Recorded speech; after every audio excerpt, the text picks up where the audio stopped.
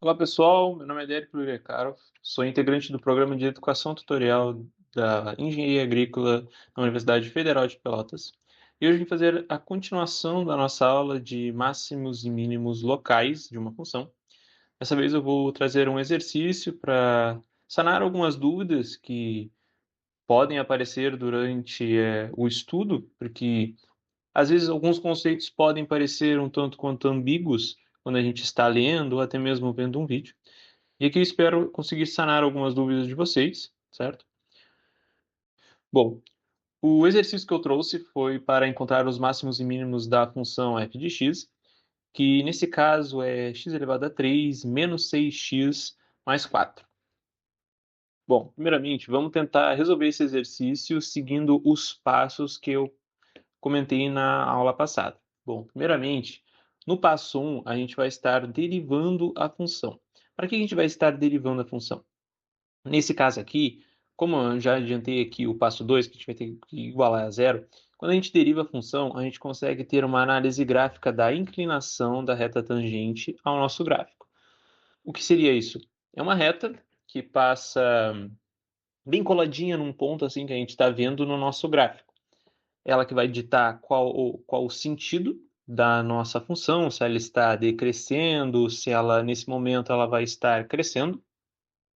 Então, é através da derivada que a gente consegue ter a noção da inclinação do nosso gráfico. Bom, como eu já havia falado no passo 2, a gente vai ter que igualar a zero. Por que a gente vai ter que igualar a zero? Nos pontos de máximos e mínimos, a gente, principalmente os locais, a gente tenta achar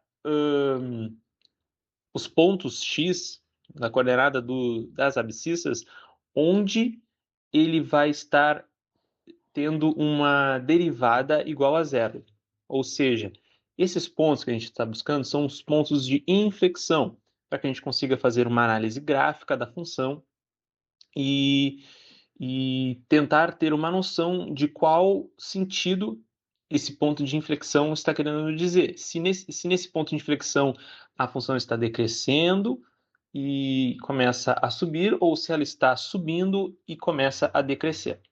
Igualando a nossa função a zero, nesse caso, a gente vai obter os seguintes pontos x. Menos raiz de 2 e mais raiz de 2, certo? Esses dois pontos que eu acabei de dizer são os nossos pontos de inflexão, onde a derivada vai ser igual a zero. Agora, através da análise desses resultados, a gente vai tentar ver qual vai ser o comportamento da função e se esses dois pontos que a gente acabou de ver são pontos máximos ou são pontos mínimos. Bom, como eu já havia comentado na última aula de máximos e mínimos locais, quando a gente não tem um plotador de gráficos, como é no caso o GeoGebra, para a gente conseguir fazer uma análise gráfica do exercício que a gente tem, na hora da prova a gente tem que usar um outro método. Esse método seria a gente usar intervalos para a gente tentar ter uma dimensão de qual o comportamento da função, para saber se é uma função, se nessa função ela é um máximo local ou um mínimo local. Como a gente faz? A gente vai pegar essas duas abscissas e separar em intervalos. Os seguintes intervalos vai ser assim, ó, em um x menor que menos raiz de 2, um x que esteja entre menos raiz de 2 e mais raiz de 2, e um x que seja maior do que raiz de 2. Como a gente vai estar realizando isso? A gente vai pegar esse valor, né, e vai aplicá-lo na nossa função derivada primeira, que é a nossa função derivada uma vez, que no caso vai ser o 3x elevado a 2 menos 6. Aplicando esse valor menor que menos raiz de 2, a gente vai analisar o sinal. Se o sinal for positivo, a gente vai anotar, ok? Para um x menor que menos raiz de 2, a função, nesse caso, vai estar crescendo. E depois a gente vai pegar um ponto maior que menos raiz de 2 e menor que menos raiz de 2 e vamos aplicá-lo novamente na nossa derivada. A gente vai obter, nesse caso, um ponto menos, um ponto de derivada negativa, ou seja, a função está decaindo. Ou seja, se a função cresceu e decaiu, esse é um ponto de máximo. Então, menos raiz de 2 vai ser um máximo local. O mesmo vale para o outro. A gente vai pegar um x maior que raiz de 2 e vai colocá-lo na nossa derivada.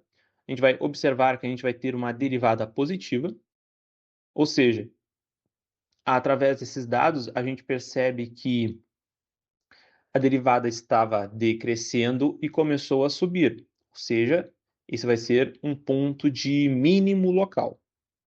Com esses dados observados, a gente consegue saber que os pontos menos raiz de 2 e raiz de 2 são sim pontos máximos e mínimos locais.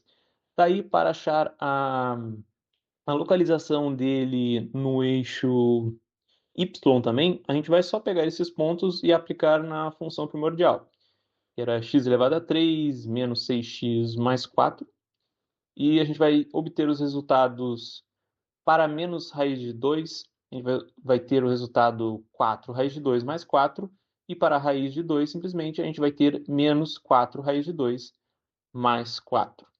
Bom, aqui a gente tem a análise do gráfico, né? Se a gente reparar no eixo negativo no eixo negativo das abscissas, que vai ser o nosso menos raiz de 2, a gente consegue perceber que temos um ponto de máximo. E no ponto mais raiz de 2, a gente descobriu através das derivadas esses dois pontos, né? A gente observa que a gente vai ter o ponto de mínimo local. Essa mesma interpretação a gente conseguiu realizar sem plotar o gráfico no GeoGebra, apenas fazendo aqueles testes de derivada que a gente fez nos slides passados.